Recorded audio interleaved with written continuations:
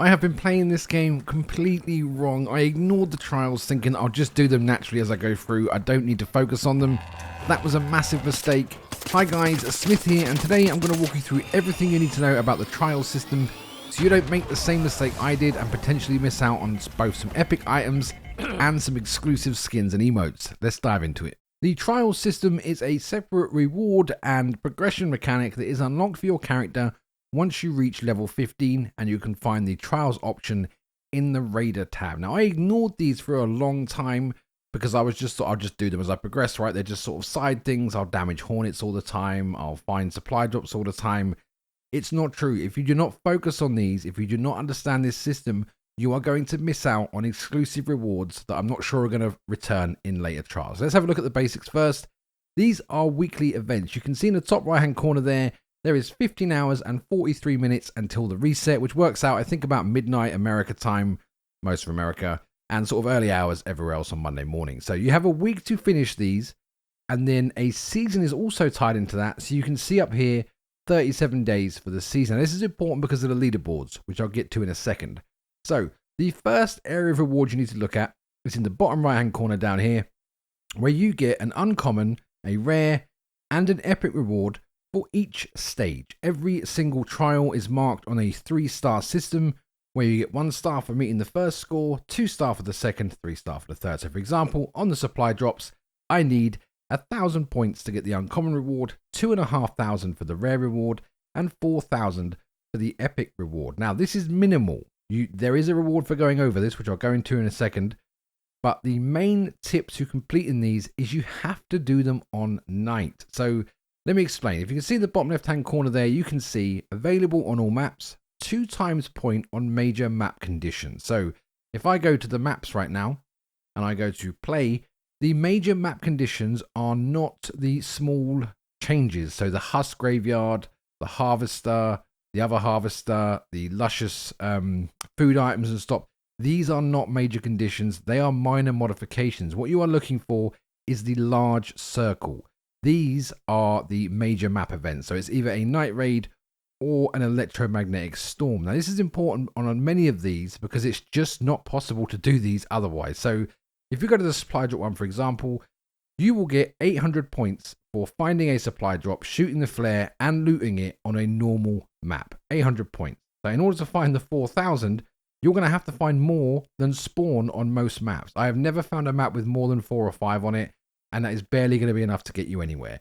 Whereas if you come in on a nighttime map and you get that double point bonus, you only have to find 3 of these, and you've not only completed the rewards down here, your personal best will also be higher. So I recommend actively seeking these out. We are going to have guides up on the ones we can figure out cool tricks and easy systems for, so do check those out. But play on night and do not ignore these because the rewards down here, they're pretty good. You can get epic weapons, you can get blueprints, you can get materials. They're pretty good. But the bulk of this is about the leaderboards and the ranks. So at the end of the season, as you are ranking up, you'll be given rewards. So for example, I got to Rookie 2, so I unlocked the Happy Jig emote and the Black Eye.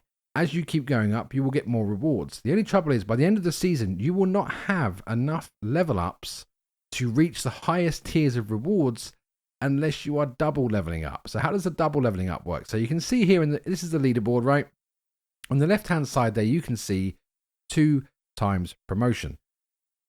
This means people that are in the green, so the top 30 spots, will get promoted 2 levels. So from Rookie 2, instead of just going to Rookie 3, I will go to Try Hard 1. This is important because if you count from the start, we've got Rookie 1, 1, 2, 3, 4, 5, 6, 7, 8, 9.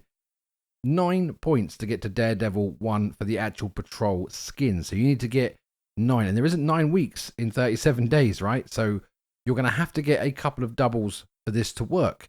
Now, to get these, this is about your overall score. So you can see here, everybody's leaderboard is the same. As far as I know, you get 100 people to compete with. The first 40 ranks up to 61, 39, nothing happens. Up from 60 to 31, you will get promoted. From 30 to first place, you will get promoted twice. So instead of just going up the 1, you will go up the twice. That's why it's important, because if you don't do this from the start or you miss a week, you are not going to be able to get the better rewards. So how does the leaderboard work? It's simple. It's just a culmination of all of your personal bests. So you can see here on the search first wave husks, the score limit for this one is 4,000 for the reward. I need to get 4,000 for the epic, okay? But as this is a really easy one to farm, you basically go on a night map and you go somewhere like the dam or the blue map where you just go and harvest all the first wave husks. The personal best is what influences your total rank points at the top of the screen there. So it's a collection of all 5 objectives gobbled up into one. So yes, you want to get the maximum score for the reward, but then anything you go on after that is going to throw you up the leaderboards. And these are going to get competitive once more players are interested and more players are aware of how they work. So jump on these early and get used to doing them. Because as I said, there is not enough weeks in the season to be able to max it out if you're only getting single promotion. So just to sort of break it down, you unlock at level 15. Make sure you focus on these bare minimum. I think even for casual players, there is nothing difficult about obtaining the epic reward on at least a couple of these. Some of them are proving to be quite challenging. We're not really finding a lot of ticks and fireballs in some spots, for example. But the search supply drops one, we've got a video up on that. Took about 20 minutes, nice and easy. The search first wave husks one, really nice and easy. All you've got to do is go in, get the objectives done. You can track them once you're in a game on the log screen. You can see if you've got points towards it, and then you have to escape. You have to be able to leave alive. If you don't make it out, the points are not counted. If you make it out, the points are counted, and they will unlock rewards. And these are single runs. They are not cumulative. So, for example, if I go in and I get 1,000 points on the search the first wave husks, and then we escape, I will get the green reward. But the next time I go into that map, I will be on the 0 again. So you have to get 4,000 in one run for the reward. Okay, guys, hopefully that sort of answers all the questions. It's a really cool system. Definitely don't ignore it like I did. And hopefully you guys will get some good stuff. Take care of yourself. See you later.